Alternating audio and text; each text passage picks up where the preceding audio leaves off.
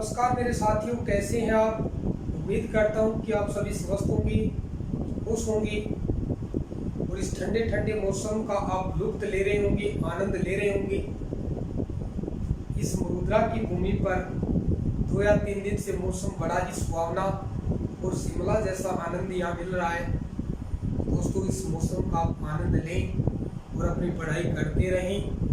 और आज की जो हम कक्षा लेकर आए हैं वो कक्षा पिछली कक्षा से कंटिन्यू करेंगे। पीछे की जो हमारी कक्षा थी उस कक्षा में हमने मिश्र वाक्य का एक उपभेद पढ़ा था, संज्ञा आश्रित उपवाक्य। क्या होता है संज्ञा आश्रित उपवाक्य? कि वाक्य का ऐसा रूप जिसमें प्रधान उपवाक्य की संज्ञा पर आश्रित हो। कोई भी आश्रित उपवाक्य प्रधान उपवाक्य की संज्ञा पर आश्रित होता है, उसे हम संज्ञा आश्रित उपवाक्य कहते हैं। संज्ञा आश्रित उपवाक्य की पहचान हमने पढ़ी थी कि वाक्य में जहां की और क्योंकि संयोजक शब्दों का प्रयोग होता है वह वाक्य संज्ञा आश्रित उपवाक्य होता है। अगर संज्ञा आश्रित उपवाक्य में की और क्योंकि शब्दों का प्रयोग तो होता है, लेकिन उससे पहले इसलिए इतने शब्दों का प्रयोग कर दिया जाता है तो वह क्रिया विशेषण आश्रित उपवाक्य बन जाता है। एक बात और पढ़ी थी, यदि की संयोजक शब्द का प्रयोग नहीं करेंगे तो जो आश्रित उपवाक्य होगा वो दोहरे उद्धरण में लिखा जाएगा। ये बात भी हमने पढ़ी थी। और आज हम मिश्र वाक्य का दूसरा उपभेद पढ़ेंगे, विशेषण आश्रित उपवाक्य। तो आइए चर्चा करते हैं। मिश्र वाक्य का दूसरा उपभेद है, उसका नाम है विशेषण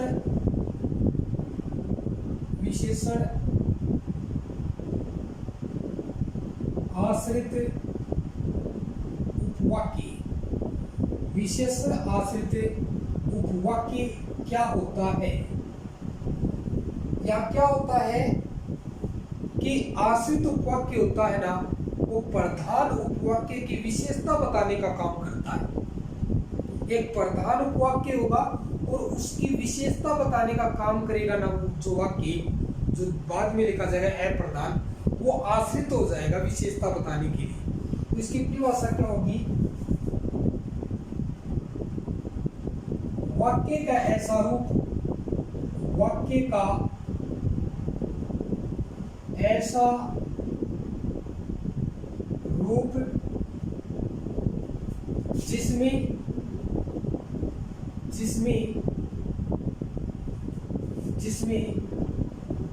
आश्रित उपवाक्य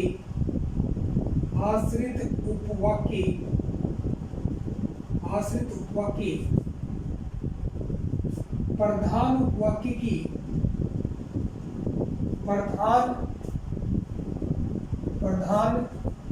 उपवाक्य की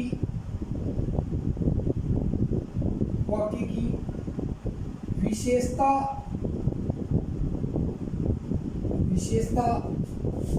बताता है उसे विशेषण आश्रित उपवाक्य कहते हैं। तो वाक्य का ऐसा रूप जिसमें आश्रित उपवाक्य है ना, वो प्रधान उपवाक्य की विशेषता बताने का काम करेगा और उसे ही हम क्या कहेंगे, विशेषण आश्रित उपवाक्य की श्रेणी में रखते हैं। इसकी पहचान क्या होती है? पहचान हमें याद रखना है, काफी इंपॉर्टेंट रहेगा ये। इसकी पहचान क्या होगी? यानी इसका प्रारंभ होता है ना, वो जो जिसके आदि शब्दों से होता है। यानी कि इनके प्रारंभ में जो जिसे, जिसका, जिसकी, जिसके, जिसके लिए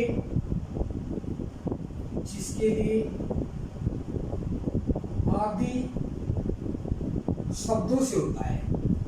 यानी कि इस वाक्य के प्रारंभ में आपको लगभग इनमें से शब्द देखने को मिलेंगे। ठीक है, तो इसकी पहचान आपको याद रखना है कि वाक्य का ऐसा रूप जिसका प्रारंभ जो जिसे जिसका जिसके जिसके जिसके लिए आदि शब्दों से होता है उसे हम विशेषण आश्रित उपवाक्य कहते हैं। ठीक है, ये बात आपको ध्यान में रखना है। ठीक है, जैसे कि उदाहरणों पे हम चर्चा करें, मैंने वही घड़ी खरीदी है जो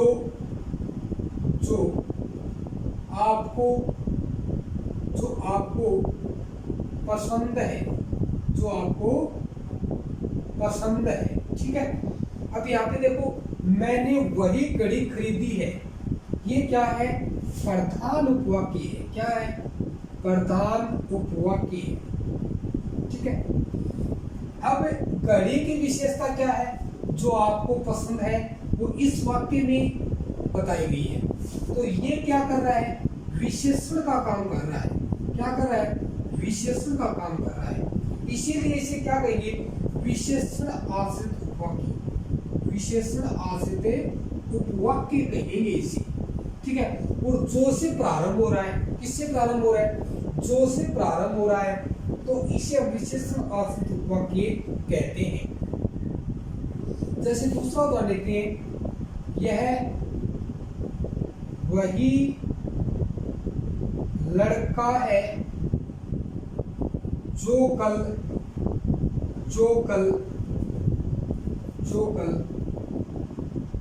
आइसक्रीम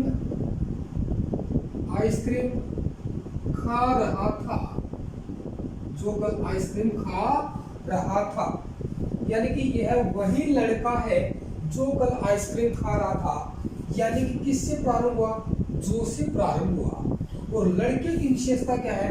आइसक्रीम खा रहा था, आइसक्रीम खाना। तो इसीलिए पहला जो वाक्य है प्रधान उपवाक्य, ये तो उसकी विशेषता क्या है? आइसक्रीम खाने से।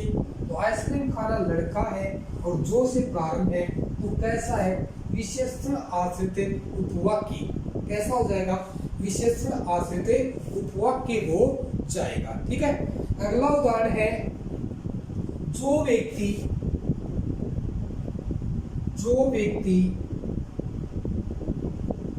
दानी होता है, जो व्यक्ति दानी होता है उसे दानदाता कहते हैं। उसे दानदाता कहते हैं।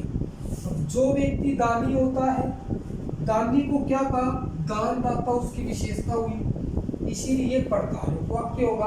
और दानदाता जो विशेषण का काम कर रहा है, तो विशेषण आश्रित उपवाक्य होगा। यहाँ पर भी ये उदाहरण इसी का है।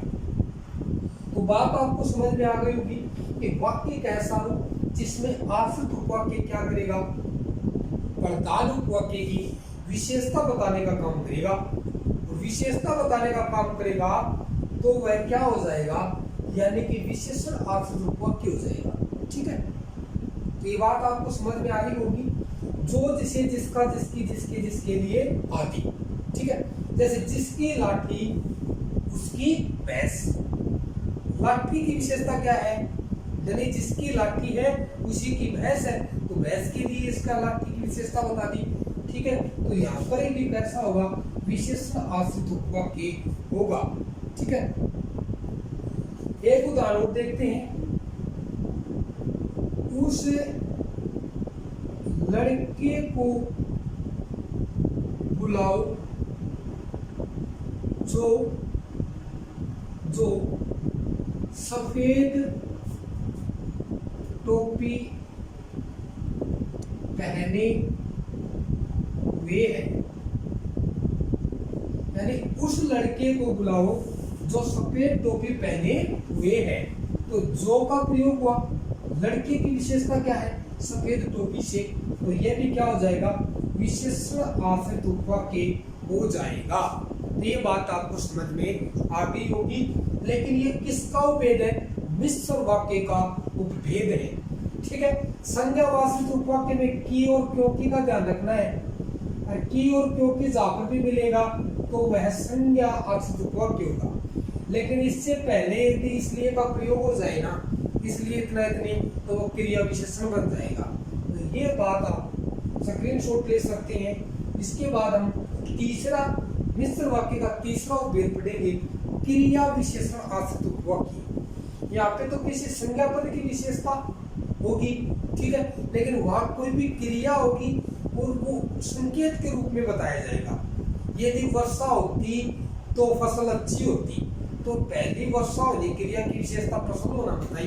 तो ये जो हमने अर्थ के आधार पे जो वाक्य पढ़े थे ना, संकेतवाचक वाक्य पढ़ा था, तो संकेतवाचक वाक्य में क्या होता है कि पहली क्रिया पर दूसरी क्रिया आश्रित होती है और उसे ही हम संकेतवाचक वाक्य कहते हैं। अर्थ के आधार पे पढ़ा था और वही बात रचना के आधार पे हम मिश्र वाक्य में क्रिया विशेषण उपवाक्य में पढ़ेंगे। तो वाक्य प्रधान उपवाक्य की क्रिया पर यदि कोई आश्रित उपवाक्य होता है उससे क्रिया विशेषण आश्रित उपवाक्य के अंतर्गत जानेंगे, वो इसको हम पढ़ेंगे। तो यह आप समझ चुके हैं कि विशेषण आश्रित उपवाक्य क्या होता है, कि प्रधान उपवाक्य की विशेषता बताने वाला आश्रित उपवाक्य विशेषण आश्रित उपवाक्य कहलाता है, जो जिसे जिसका जिसकी आदि शब्दों से जुड़ा होता है। तो अब हम चर्चा करेंगे तीसरा जो महत्वपूर्ण है, क्रिया विशेषण वाक्य। तो मिश्र वाक्य का तीसरा उपभेद है क्रिया विशेषण आश्रित उपवाक्य। क्रिया चीज अलग होती है, विशेषण चीज अलग होती है और क्रिया विशेषण अलग होती है, ठीक है ना। ध्यान में देना ही क्रिया विशेषण क्या होता है। क्रिया विशेषण कि जहां पर जो शब्द क्रिया की विशेषता बताने का काम करते हैं उसे क्रिया विशेषण कहते हैं। सामान्य रूप में ये बात मैं पढ़ा रहा हूँ कि ये अव्यय होते हैं, क्रिया की विशेषता बताने का जो काम करेंगे शब्द वो क्रिया विशेषण कहलाते हैं, ठीक है। ये चीज अलग है, विशेषण अलग चीज है, क्रिया अलग चीज है, लेकिन ये एक साथ पढ़ेंगे क्रिया विशेषण, ठीक है। तो क्या होता है कि वाक्य का ऐसा रूप जो प्रधान उपवाक्य की क्रिया की विशेषता बताने का काम करता है उसे हम क्रिया विशेषण आश्रित उपवाक्य कहते हैं। ये बात हमें पता है कि जहां पर क्रिया की विशेषता बताने का कोई काम करेगा तो वो क्रिया विशेषण कहलाएगा। तो एक प्रधान उपवाक्य देगा, उस प्रधान उपवाक्य की जो क्रिया होगी और उसकी विशेषता बताने के लिए कोई वाक्य आगे लिखा जाता है तो उस वाक्य को क्रिया विशेषण आश्रित उपवाक्य की संज्ञा से जानेंगे। तो देखिए इसकी परिभाषा कि वाक्य का ऐसा रूप, वाक्य का ऐसा रूप जो प्रधान वाक्य की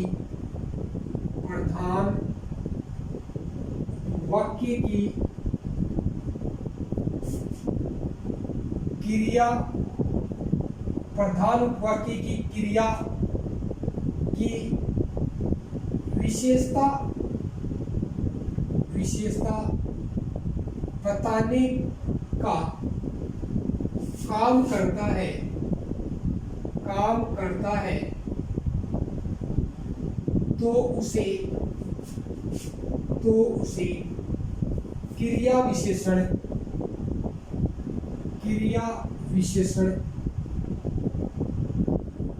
आश्रित उपवाक्य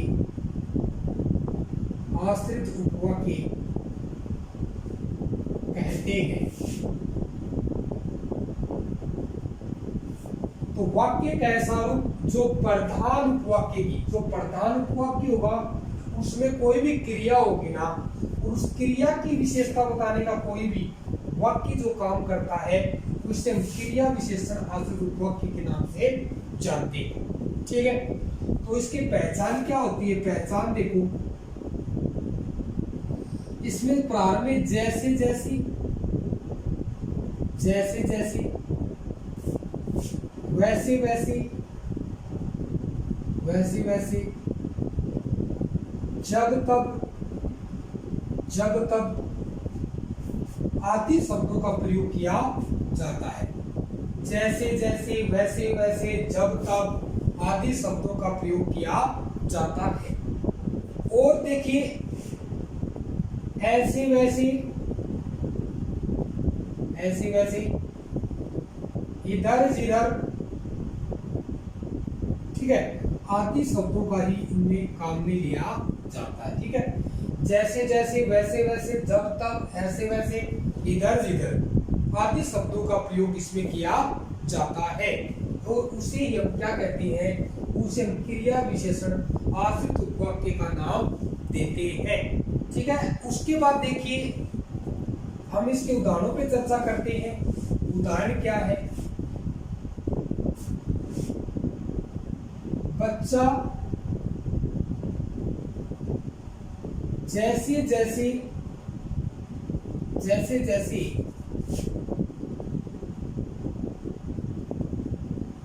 बड़ा होता है, वैसी वैसी, वैसी वैसी समझदार, समझदार होता है या होता जाता है। यानी कि बच्चा जैसे जैसे बड़ा होता है वैसे वैसे समझदार होता है। ठीक है, तो यहाँ पर जैसे वैसे का भी प्रयोग हो गया। ठीक है, पहली बात तो ये पहचान की हमारी। लेकिन बड़े होने की विशेषता क्या है, समझदार होना। कि बड़ा होना जो क्रिया है उसकी विशेषता क्या है, समझदार होना। यानी कि प्रधान उपवाक्य की क्रिया बड़ा होना और समझदार होना, ये आश्रित उपवाक्य के अंदर आया, इसीलिए हम इसे क्रिया विशेषण आश्रित उपवाक्य कहेंगे। ठीक है, जैसे जब बारिश हो रही थी, तब मैं घर के अंदर था। जब बारिश हो रही थी तब मैं घर के अंदर था। जब और तब का प्रयोग हुआ, पहली बात तो ये ध्यान में रखना है। बारिश हो रही थी तब मैं घर के अंदर था। बारिश होने की विशेषता घर के अंदर से बता दी। क्रिया जब हो रही थी उस समय घर के अंदर था। तो यहाँ पर भी कौन सी क्रिया विशेषण आश्रित उपवाक्य हो गया। ठीक है, जैसे जो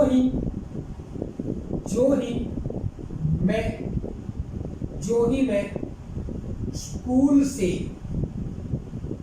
लौटा तब तक खेल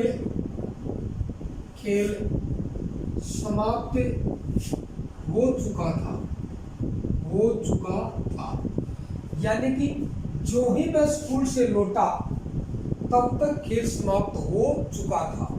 तो लौटना क्रिया से समाप्त होना क्रिया है, वो संबंधित है किस रूप में, विशेषण के रूप में। इसीलिए इसे हम क्रिया विशेषण उपवाक्य के अंतर्गत शामिल करेंगे। ठीक है, दूसरा वाक्य है, जिधर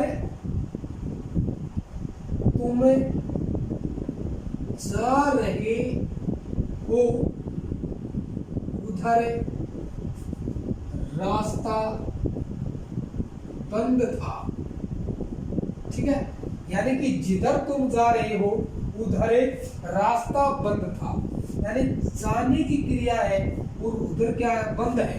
ठीक है, तो यहाँ पर भी क्या है, क्रिया विशेषण आश्रित उपवाक्य है। जिधर उधर, जो ही, तब, जब, जैसे, वैसे आदि शब्दों का प्रयोग जिस वाक्य में किया जाता है उसे हम क्रिया विशेषण आश्रित उपवाक्य कहते हैं। ठीक है, यदि तुम जयपुर जाते तो मैं भी अवश्य जयपुर जाता।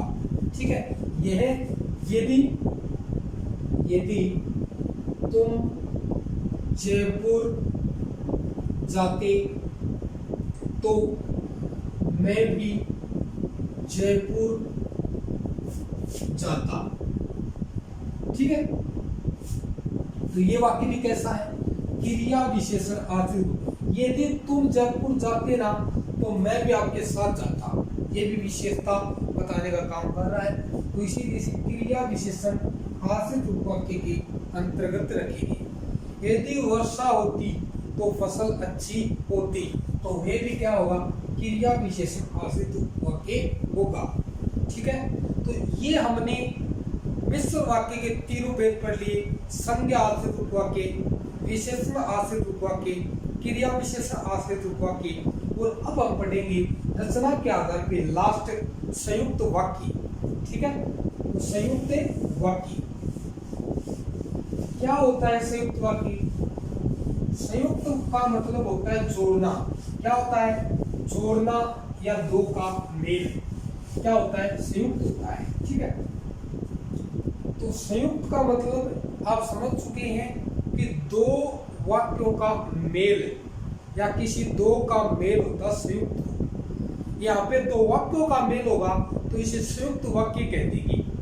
वो संयुक्त वाक्य होते हैं, वो दो सरल वाक्य होते हैं और उसको किसी संयोजक शब्द से जोड़ा जाता है, वो तब वह संयुक्त वाक्य के नाम से जाना जाता है। यदि किसी भी दो सरल वाक्यों को संयोजक शब्दों से जोड़ दिया जाता है तो वह संयुक्त वाक्य के नाम से जाना जाता है। अब देखो, जोड़ने के लिए किस किस या किन किन योजक शब्दों को हम काम में लेंगे। जैसे हम बात करें लेकिन, परंतु, अपितु, बल्कि, इसलिए, एवं, इन शब्दों का यदि दो साधारण वाक्यों को जोड़ने में काम में ले लिया जाता है तो वह वाक्य ही संयुक्त वाक्य के अंतर्गत आ जाता है। देखिए परिभाषा, तीसरा जो हमारा रचना के आधार पर वाक्य है वो है संयुक्त वाक्य। संयुक्त वाक्य, वो संयुक्त का मतलब होता है दो का मेल। यहाँ पे दो वाक्यों का मेल होगा तो इसीलिए संयुक्त वाक्य कहेंगे। तो वाक्य का ऐसा रूप है, वाक्य का ऐसा रूप जहां दो सरल वाक्यों को जोड़कर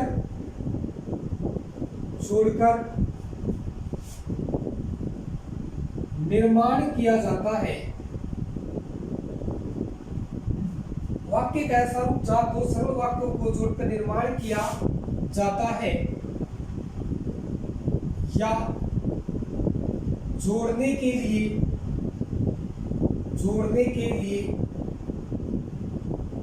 संयोजक शब्दों का प्रयोग किया जाता है।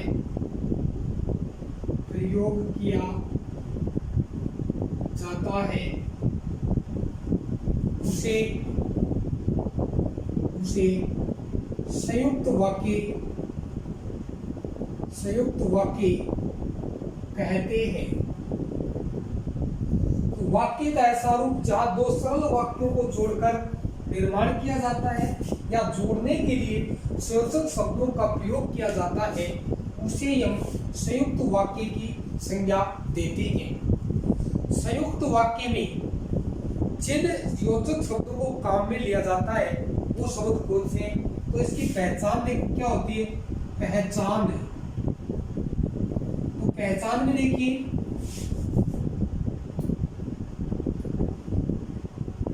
किंतु, परंतु, बल्कि, अपितु, एवं, इसलिए, लेकिन आदि शब्दों का प्रयोग किया जाता है। कि वाक्य का ऐसा रूप जिसमें किंतु, परंतु, बल्कि, अपितु, एवं, इसलिए, लेकिन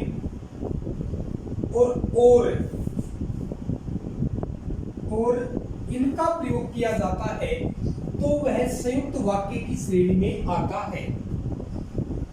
इसलिए का प्रयोग होता है वो क्रिया विशेषण में भी होता है, ये बात भी हम पढ़ चुके हैं। इसका प्रयोग दो जगह होता है। ठीक है, लेकिन यदि क्रिया विशेषण में होगा तो इसके आगे की संयोजक शब्द भी होगा। एक सरल वाक्य के अंदर की का प्रयोग किया जाता है और उससे पहले इसलिए आ जाता है तो वह क्रिया विशेषण हो जाता है। तो ये बात भी आपको ध्यान में रखिए। लेकिन इसका प्रयोग सामान्यतः संयुक्त वाक्य में किया जाता है, लेकिन की संयोजक से पहले इसका प्रयोग कर दिया जाता है तब ये क्रिया विशेषण में भी चला जाता है। ठीक है, ये बात भी आपको ध्यान में रखनी है। जैसे हम उदाहरणों की बात करें,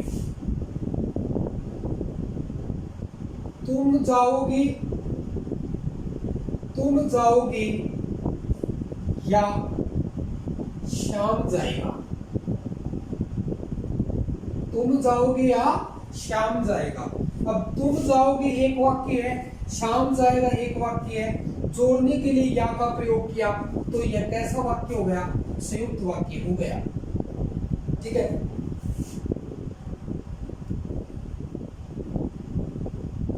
मोहन पढ़ता था और गीता सोती थी। अब मोहन पढ़ता था एक वाक्य है और गीता सोती थी दूसरा वाक्य है। जोड़ने के लिए और का प्रयोग किया तो कैसा वाक्य हो गया? संयुक्त वाक्य हो गया। ठीक है, दूसरा वाक्य, मोहन नहीं जा सकता,